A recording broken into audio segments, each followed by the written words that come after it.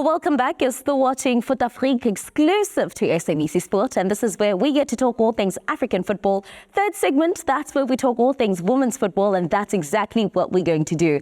Cote d'Ivoire is the place to be because the CAF Women's Champions League is currently underway. And I can tell you, in the words of Jess, the semi-finals is upon us. I'll always drag you for saying it like that. Hey, Jess. Hello, Mama. How are you? I am fantastic. You I am good? fantastic. Thank you. To understand, someone called focusing quick fast. Anyway, let's talk about the CAF Women's Champions League, currently underway in Cote d'Ivoire. Are you impressed with how things are running and how the tournament is organized thus far? I'm impressed with the improvement from the last CAF we had. However, we're still dropping the ball here and there. Yeah. And firstly, we'll talk about the broadcasting. You know, it was a challenge. If you've seen me interacting on the TL, it was a challenge to find out where the match was playing. People were DMing and asking, where do we watch the match? And unfortunately, a large number of people didn't know that it's actually playing on the YouTube channel for CAF. Now, however, we know that demographically, data is a problem. Load shedding, there's all these other components that make it a bit of a challenge for people to watch it on YouTube.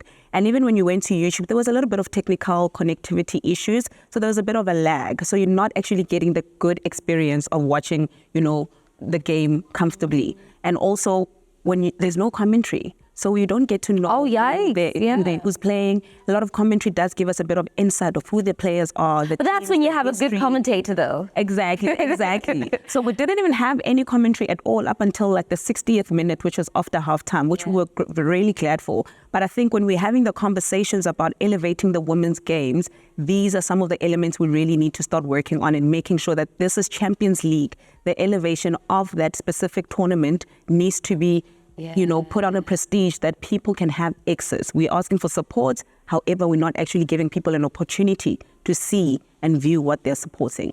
Yeah, broadcasting remains to be one of that big X factor that is really pulling the women's game down. But I believe that with time, things will be sorted out. Most definitely. And everyone will be exposed and have access to the women's game. Definitely. Let's just talk about the teams that were there. Match day 1 saw the teams produce a total of 9 goals, right? Mamelodi Sundowns being the first of the blocks. It looks like they're the ones who right now are the favorites to get their hands on the ultimate title, as well as that 400,000 USD. Machankura. So Mamelodi Sundowns, obviously third. That's around what, 7 million, yeah? Yeah, it's around 7. Okay-ish, 7. Yeah. Somewhere there. Okay. So Mamelodi Sundowns, third time in a row, making it to the semi-finals. And I think I was expecting a little bit of more goals, especially from the host. You know, we saw with that match being in draw against Casablanca. I think that was a little bit of a dent. Second match also, they've lost. So now I think as a host, you're obviously trying to make sure that you maintain a win and you advance to, you know, the final stages, all the way to the final stages. However, it's not working out for them the way they had hoped it would work out. Mamelodi Sundowns came in as a favorite. I think Coach Jerry did his homework, and we're talking about the challenges that some of these teams might have. I want to speak about the advantage that I believe these smaller teams have when it comes to bigger clubs like Mamelodi Sundowns and ASFA.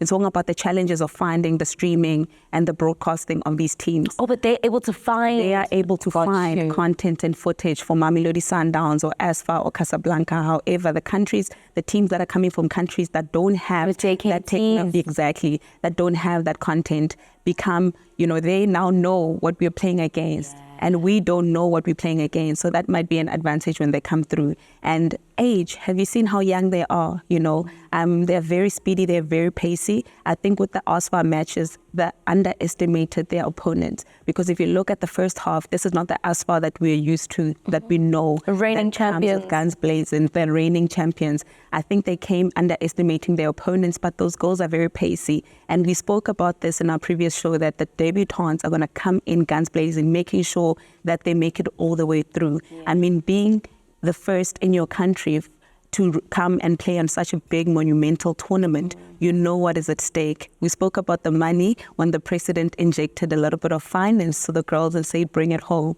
And the results are actually playing out. They're doing quite well. So I think those elements are really going to play a part. But I think in terms of goals, I was really, really expecting a little bit of more goals.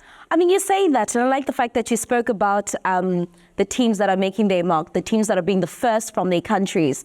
We talk about Azerbaijan, which is the host country. They're the first from WAFU to actually play within this competition. So the pressure, I mean, are we being a bit too hard on them? Also, just because you are the host, we are expecting you to at least go all the way? No, we're not being too hard on them.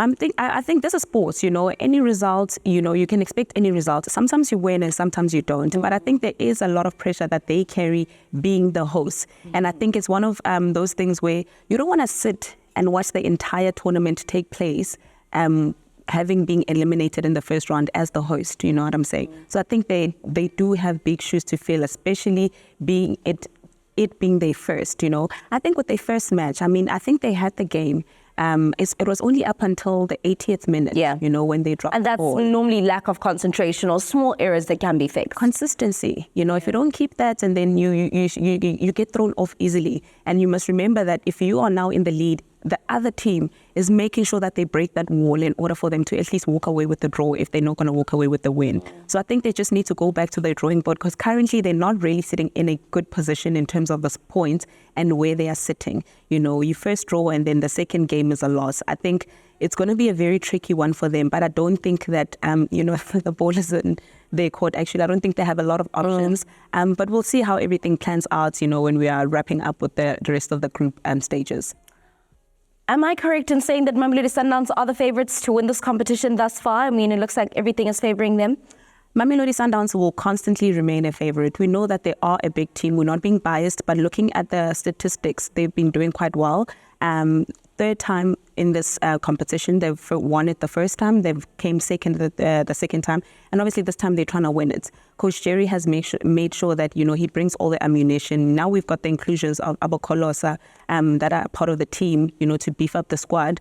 We saw the experienced players, and we saw the players that were not participating in the previous CAF.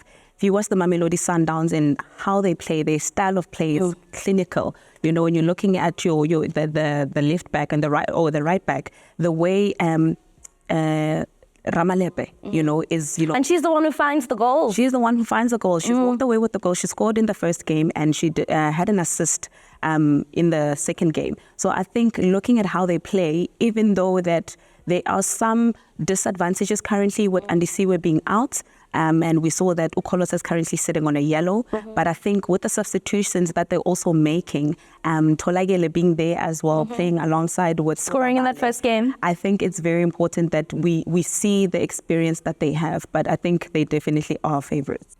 Well, there you have it. Coach Jerry Shabalala was sitting in that chair. I will always say this until this competition ends. He says that they will win COSAFA, which they did. They will win the Hollywood Bet Super League, and they will win the Champions League. That is a competition that we wait to see if they'll really go all the way.